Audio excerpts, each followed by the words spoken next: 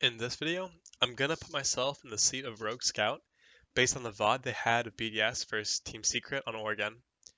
Then we'll talk about the strategy Rogue employed based on BDS's gaps on defense and how BDS responded. As an aside, Rogue bans Cade because of the basement site, but we're gonna focus on the top floor defenses since Secret fell 0-2 versus BDS, while Rogue finished 3-0. Here is the map setup of BDS on the top floor of Oregon.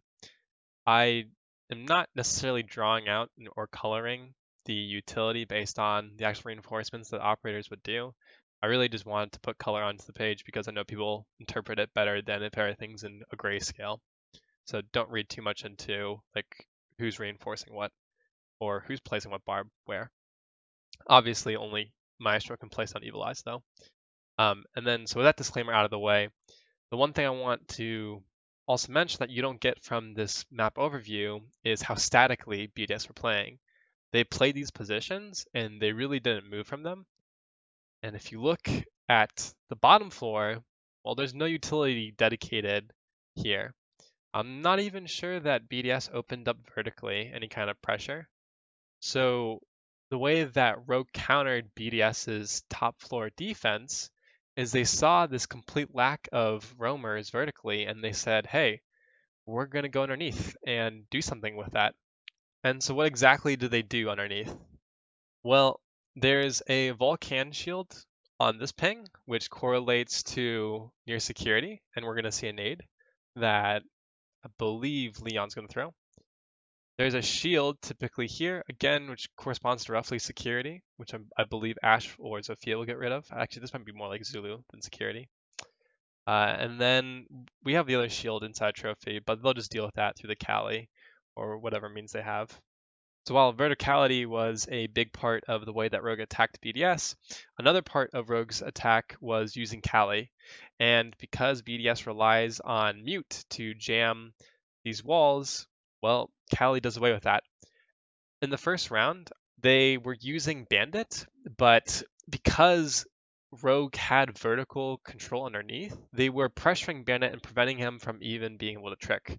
So that's why at some point BDS decided not to bring Bandit anymore or even mute because there's no point to, right? If it's a guarantee that with Kali and the vertical pressure, Rogue are going to be able to breach this master wall. In terms of the take that Rogue were pushing with, they had one person almost always on the master window, and then the primary take was always through trophy and master, and specifically through this master breach. And essentially what they have is a cutoff here, and then a cutoff into attic. Let me clean this up.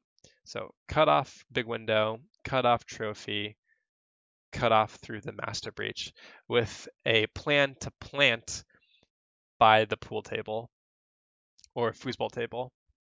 Now, BDS responded the second time they played the site by swapping out the denial op, the hard breach denial op, with a Valkyrie in an effort to roam on the second floor and just delay. The issue is at some point, Valkyrie was spotted inside of kitchen and decided to rotate back downstairs. I'm drawing this line incorrectly. This is the pathing she took. And somehow, with Ash holding here so that Valkyrie can't rotate back in, and with Leon vaguely here, Leon knew to run all the way, or actually all the way down lobby stairs.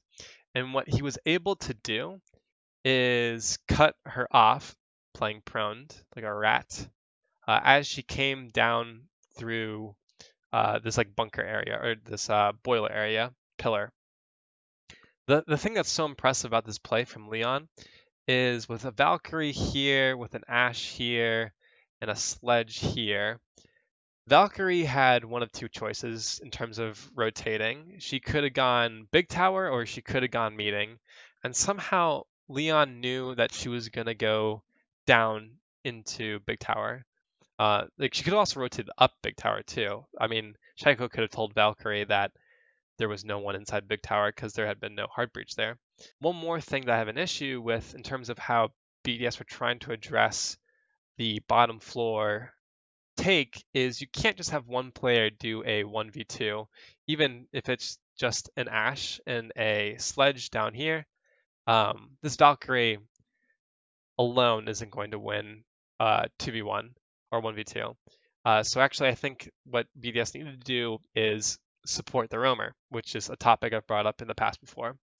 How does BDS address the third round? Well, what BDS decides to do is they decide to rotate the trophy Vulcan that's here over into Attic, and then they swap Vigil into the lineup as well in substitution for, I think, the Maestro. The problem is that Rogue decides to change their take entirely. And so Rogue, instead of pushing through Big Window, Master, and then Trophy, go through Attic and Master and have no Big Window presence. So Vigil and Valkyrie just stay on the top floor and they get squeezed again